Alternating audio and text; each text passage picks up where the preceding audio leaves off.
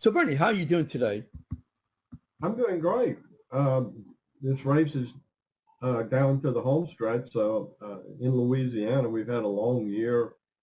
Last year we had a governor's race. This year we've had a United States Senate race, congressional races, and we've had three legislative sessions in Louisiana. A lot of polling data, a lot of campaigns, a lot of consultants, a lot of news media, doing a lot of interviews. So most of us look forward to cutting this down after next Saturday and kind of getting away from politics. But until this coming Saturday, we're still talking about it, and I'm glad to participate in your interview today.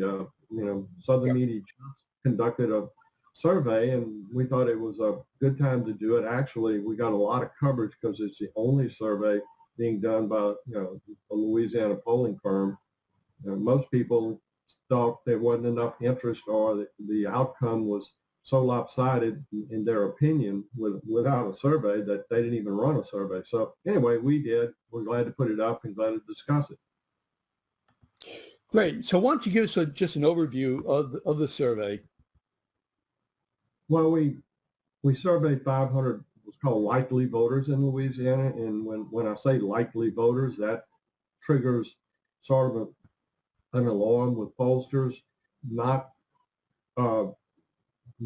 something to be careful about or anything else. It's just when you say likely voters, we're talking about up to about 55 to 60% turnout. In this election, we're looking at maybe, I think the Secretary of State saying 33, 34%. So we're going to have a big drop off of voters, and our poll model is based upon a likely turnout, which still covers it, but we're getting down into where we're talking about chronic voters.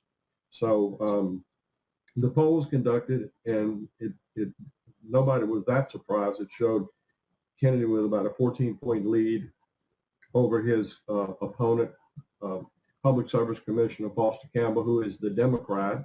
This race has national significance because at the present time, the Republicans have a one majority lead in the United States Senate, and this doesn't change the outcome of Democrats and Republicans controlling, but it gives the Republicans another body in there to vote Republican. So, from that standpoint, it has gotten some national attention, although the Democrats and national Democrats have sent a lot of money in here hoping that they can change the outcome and deny Trump having 52 and knocking him down to holding him to 51. Well, yeah, I mean, it certainly has gotten some national recognition. The president-elect has already, I guess, he's given his preference, and the vice president was down here. Have you heard if we're going to be seeing anything on the Democratic side? Well, if you're looking at his latest ads, he has Governor John Bel Edwards in his latest ads endorsing him. He's got negative ads on Kennedy running, so he's not short. He's not short of money. He has a lot of media running.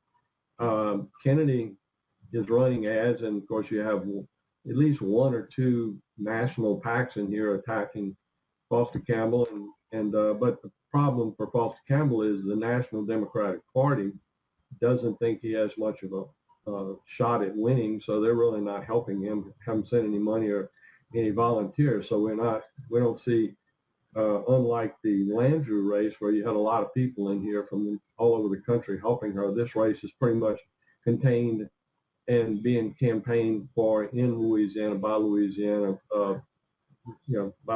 operatives. But he's raised more money lately than John Kennedy, right? Yeah. I mean, that was an email that I received from his campaign. Well, it's not so much that he's doing it here. Louisiana, his money is primarily coming from out of state with some of the national Democrats, not elected officials, but personalities. sending out requests for Democratic donors across the country to send 5, 10, 20, 30, $50, whatever, $100. So yeah, they've been sending money to his campaign from primarily out of the state, and that's helped him. Mhm. It's better to have money than not have it. Sure, sure. Which is one of the issues that Mary Landrieu had. I mean, she had the Democratic Party, National Democratic Party, decided to withhold what, $4 or $5 million, if I'm not mistaken, 2 years ago.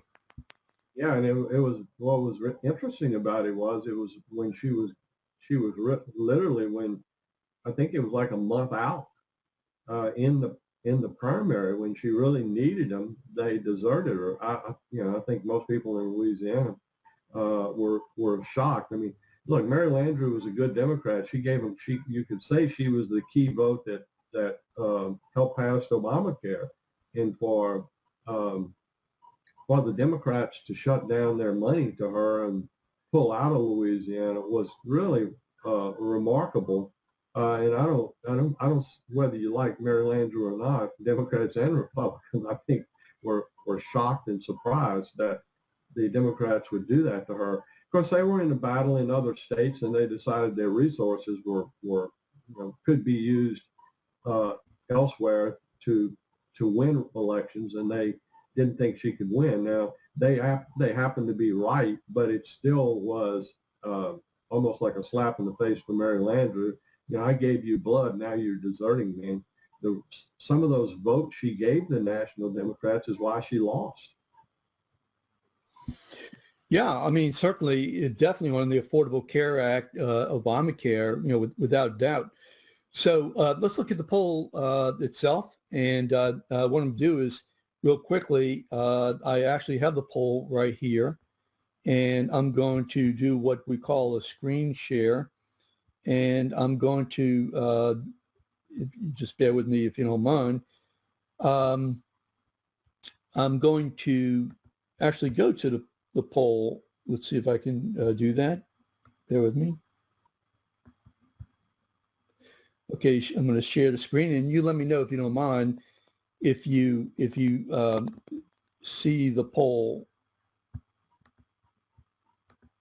Okay, do you see it? Yes, sure do. Okay, good enough. Okay, so pardon me.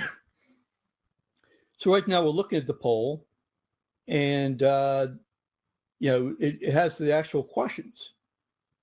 And the first question, of course, is, are you registered to vote in Louisiana? And so you have 100%. The second question, in your opinion, is Louisiana headed in the right direction or wrong direction? I find this kind of interesting. 41% said right direction. From the best of your recollection, how does that compare to your other surveys? Well, it's surprising that you have so few people left who don't know or don't have an opinion. I think the wrong direction.